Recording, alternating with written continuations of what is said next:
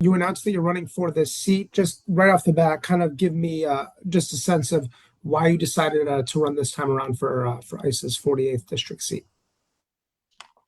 Great question. Not the first time I've run against Darrell Issa, and honestly, I took a time away from politics, as you know, and I am very fulfilled in my service-driven life. At Georgetown University, serving in the Navy as a naval officer. Those are the updates in my life, and I feel very fulfilled by it. And then I got a call from a couple leaders in our party nationally. Um, that slowly turned into endorsements after I announced. But people said, come back and run for this seat because of what's going on with redistricting. This district swings by more than you lost by. I got 166,000 votes when I ran for Congress last time in a big part of this district. I'm the only candidate right now who's running who's ever gotten a single vote in this district, let alone 166,000 votes.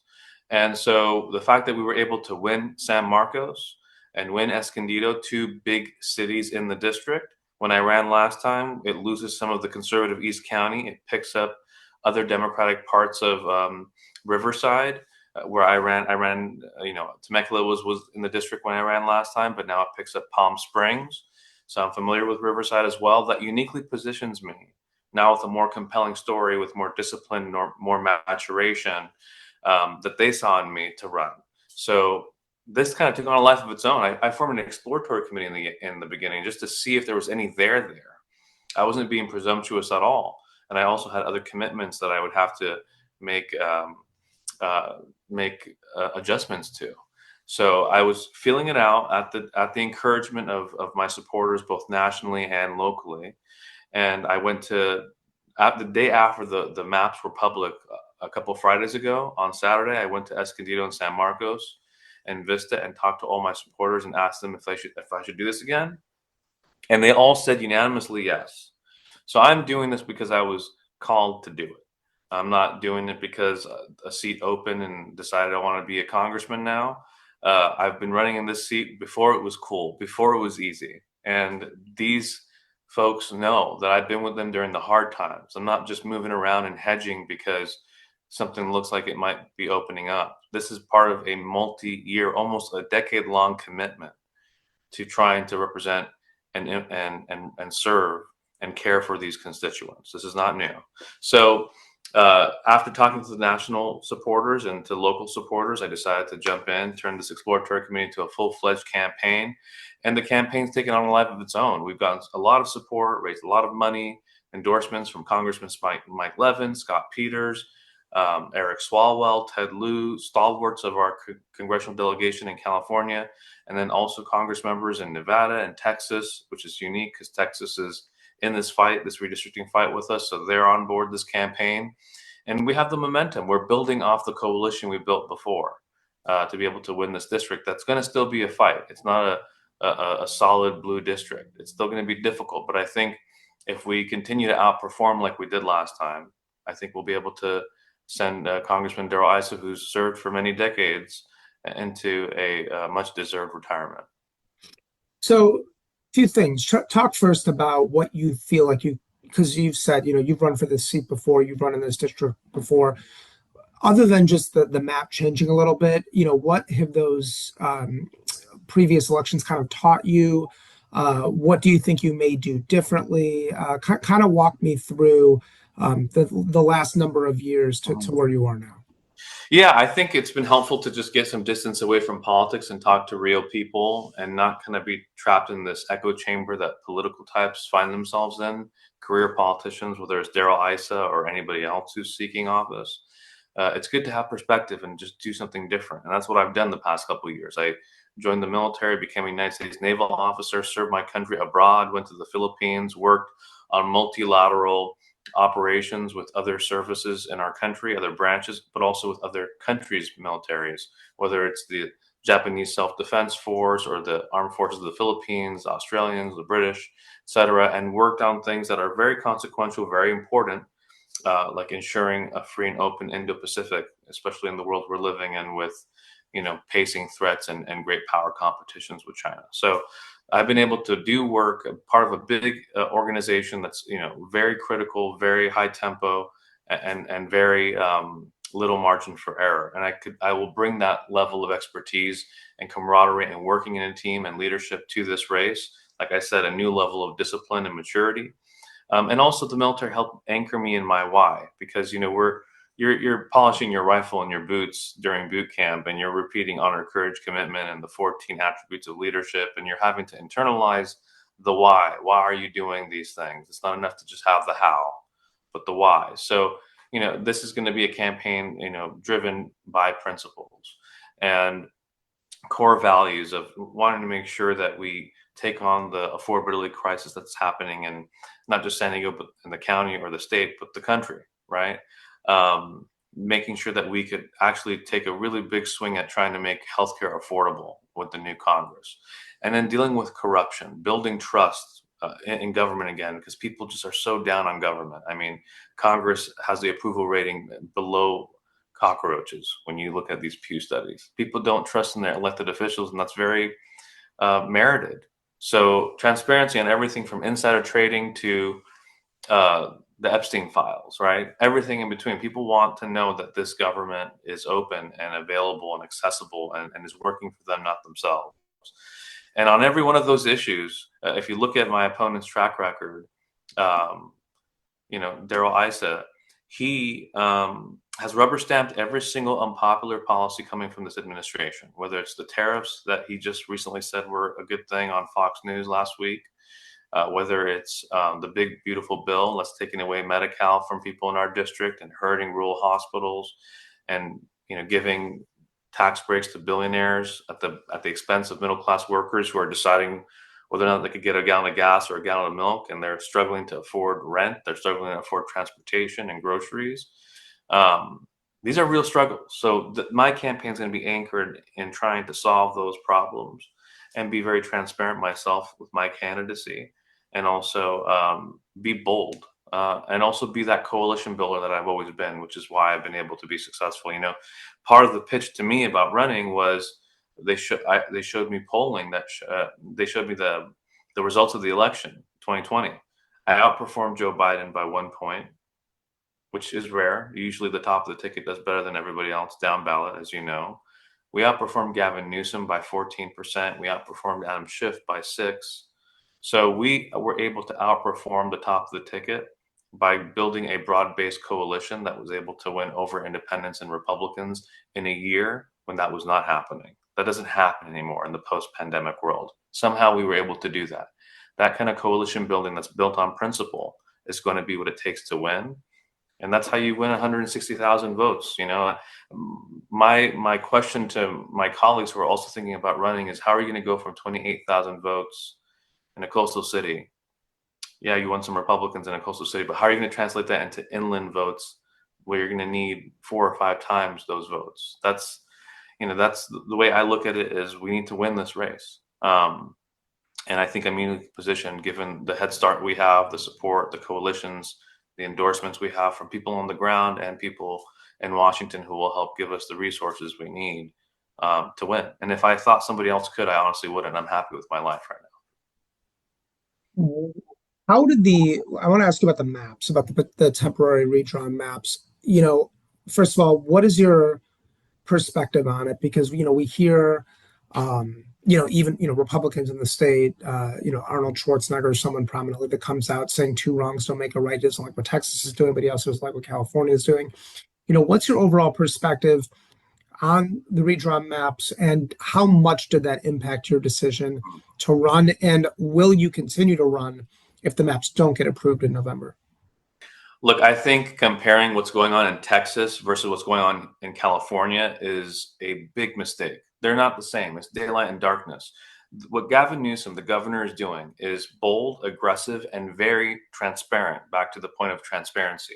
There has never been a ballot measure or an effort to redistrict and redraw districts where the map is on the ballot for every single voter to study and look at and then vote for. That has never happened in the history of this country, right? And meanwhile, in Texas, that's being done in the cloak of darkness, sometime in the evening in their capital, with the governor, Greg Abbott, and his folks who are willing to do the bidding of this administration. There's a big difference of daylight and darkness. It just can't be any more stark. And the voters will have a choice and a voice in this election here. So, and also we're responding. Texas was the first mover here.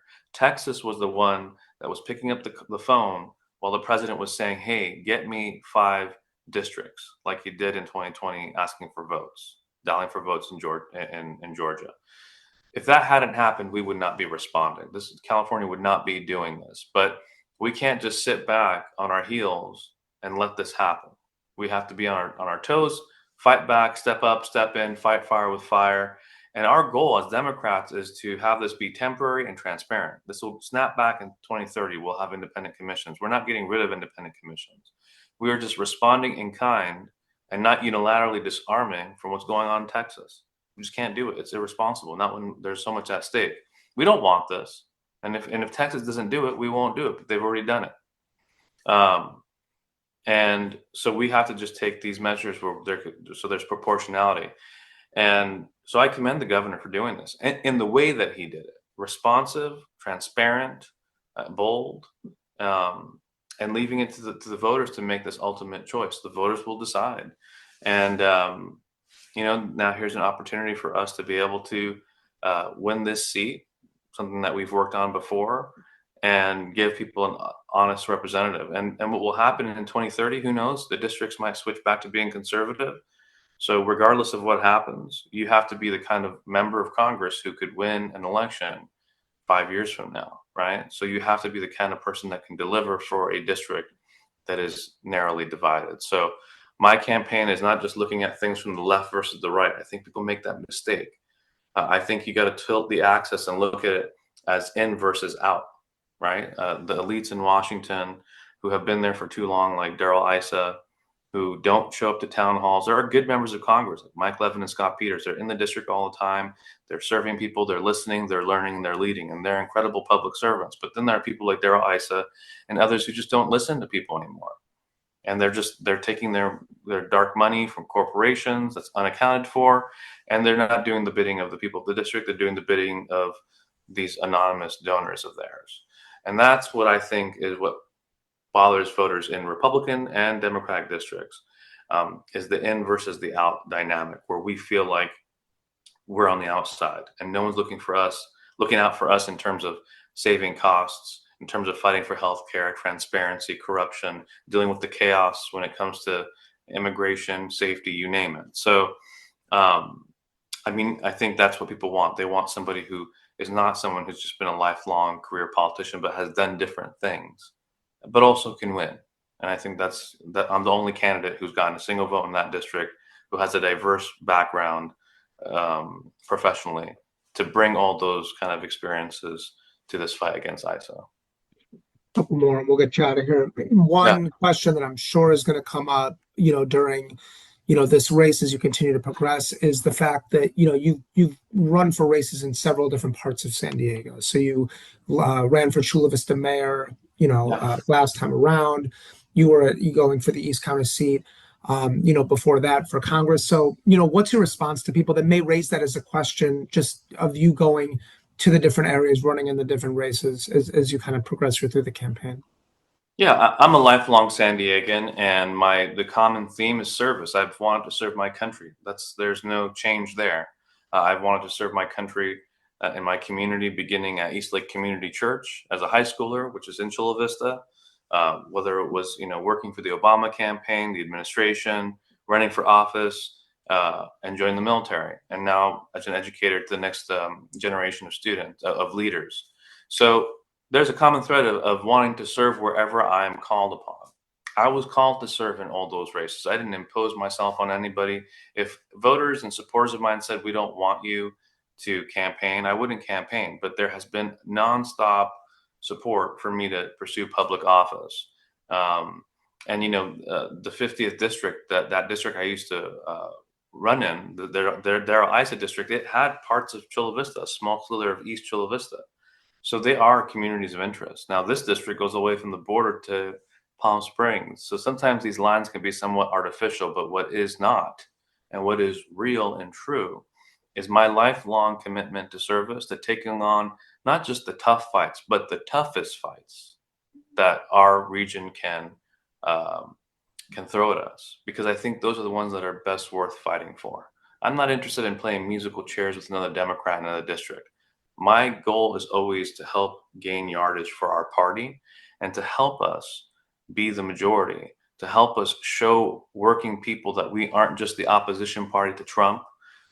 We are the opportunity party for working people. We're not just fighting the other side or fighting amongst ourselves, which is all we're known for now. We're here to first and foremost to fight for the working class and present an affirmative vision of what we want to do. So to all those critics out there who make those criticisms, one thing they know is that I'm not a quitter, right? And I'm a fighter. And right now, this moment calls on somebody to step up, step into the fight. And the common thread for me has always been service and has not been taking the easy road. I know there's people who love me deeply who wish I took the easy road, but I take the tough fights because I think those are the ones that are most worth fighting for. And if you look at my political career or my civilian career or my military career, I take the hardest assignments every single time because I think that's what's worth fighting for. So I hope voters will understand that's why I've devoted myself to the career path that I've taken.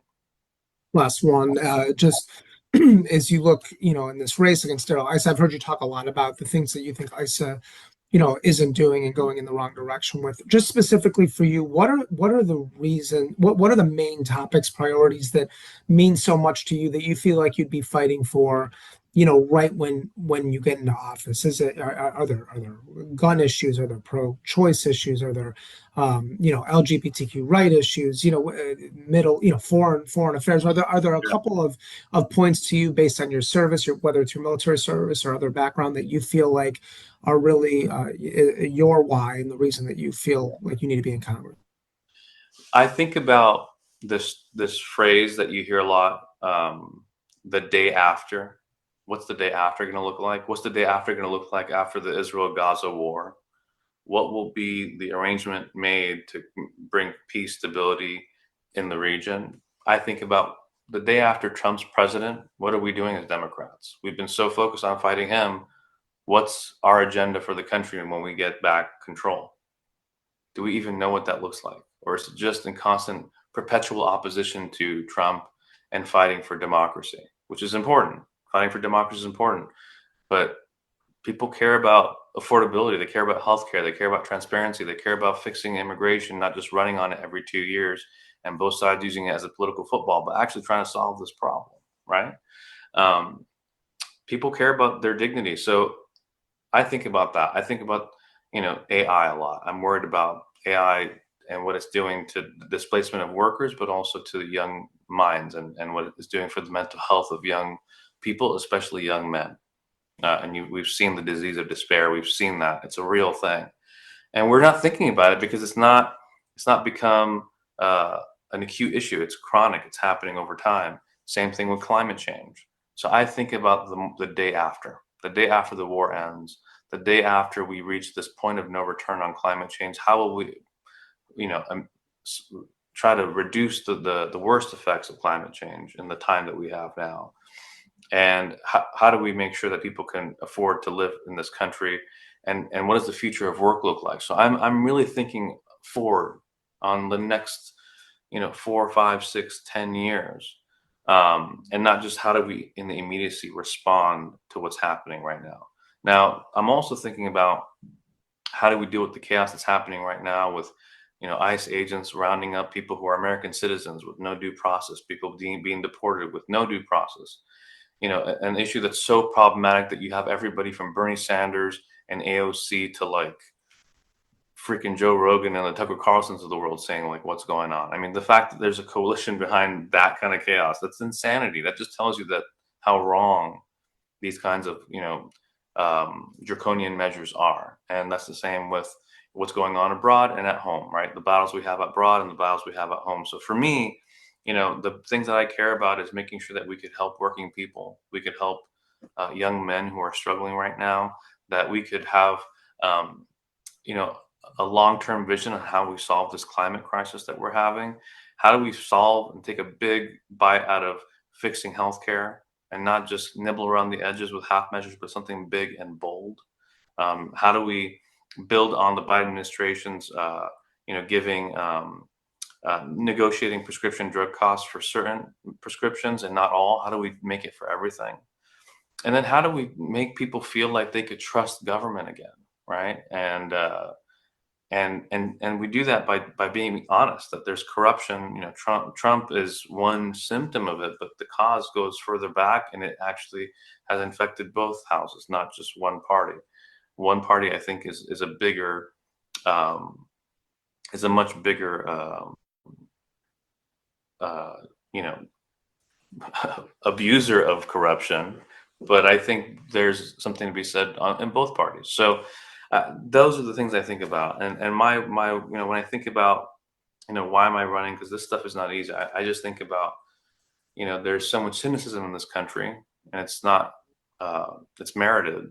And what if we're able to do something very special here and finish what we started? Right? We've been on a mission, me and this district, for so many years. And maybe now it's time to complete the mission and show people that if you keep working at something and not give up, the work of democracy takes time. You look at the 60s and the change that has happened over the course of generations. Sometimes this stuff is iterative and it takes multiple attempts. But if you stick with it, you can succeed and you can achieve what your goals are. So I think this campaign is to show that, comebacks are a thing. America can come back. Candidates who have tried and lost can come back and can be victorious if they just stay the course and stay, true to their values.